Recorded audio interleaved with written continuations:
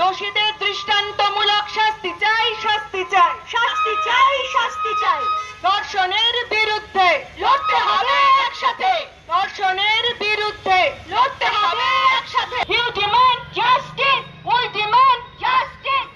You demand justice, you demand justice, we demand justice. You demand justice. ধর্ষণের বিরুদ্ধে লড়তে হবে একসাথে। শিক্ষাক্ষেত্রে ধর্ষণ কেন? জবাব দাও, জবাব দাও, জবাব দাও, জবাব দাও। শিক্ষাক্ষেত্রে ধর্ষণ কেন? জবাব দাও, জবাব দাও। শিক্ষাক্ষেত্রে ধর্ষণ কেন? জবাব চাই, জবাব দাও। পিতৃতন্ত্রের বিরুদ্ধে লড়তে হবে একসাথে, পিতৃতন্ত্রের বিরুদ্ধে লড়তে হবে। ধর্ষণের নিরপেক্ষ তদন্ত চাই, তদন্ত। মালদা পোস্ট অফিস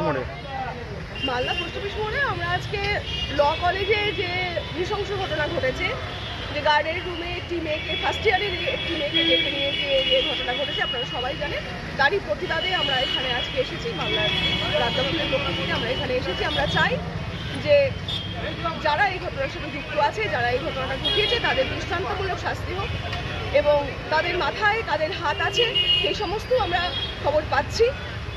সেই জায়গা থেকে দাঁড়িয়ে আমাদের কোনোভাবে এই সরকারের উপর আমরা কোনো রকম আর আস্থা রাখতে পারছি না। কারণ আরজি করের সময় থেকে আমরা যে আন্দোলনটা শুরু করেছিলাম এবং দেখেছিলাম যে কীরকমভাবে মানুষ পথে নেমেছিল, তারপরেও তার বিচারের জায়গাতে যেরকম একটা পরিস্থিতি আমরা দেখতে পাচ্ছি, সেটাও সেই বিষ বাও জলে দাঁড়িয়ে আছে। এই ক্ষেত্রেও যেন এরকম কিছু না হয়, এই ক্ষেত্রে যাতে যে যিনি দোষী, যারা দোষী তারা প্রকৃত শাস্তি পায়, সেটাই আমরা চাই। এবং বিভিন্ন কলেজে, ইউনিভার্সিটিতে বা বিভিন্ন জায়গাতে এই যে ঘটনাগুলো ঘটছে, এই ঘটনাগুলো যাতে না ঘটে। একটু সরকারের দায়িত্ব একটু সুষ্ঠু স্বাভাবিক পরিবেশ মানুষকে দেওয়া, সেই পরিবেশটা আমরা ফিরে পেতে চাই। সেই জন্যই আমাদের এই লড়াই, এই লাগাতার লড়াই আমরা চালিয়ে যাব, আমাদের চলবে লড়াই। অনেক সময় দেখতে পাওয়া যায় যারা পাস আউট করে বেরিয়ে গেছে তারাও কলেজে থাকে, এই ব্যাপারে কি বলবেন?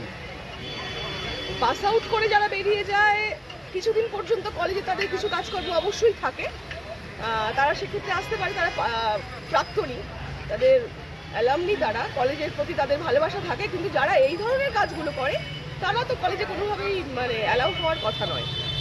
সবাই তো আর এরকম হয় না, এরা সংখ্যাগরিষ্ঠ হচ্ছে ভালো, অল্প কজন এমন খারাপ তারাই এই ঘটনাগুলো ঘটায়।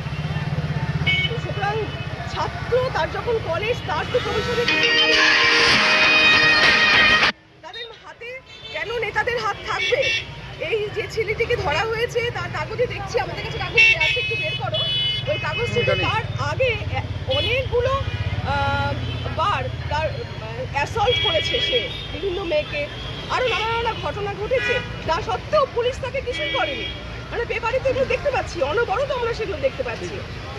কেন হচ্ছে? এগুলোর বিরুদ্ধেই আমাদের লড়াই। আপনার নাম? আমি শর্মিষ্ঠা।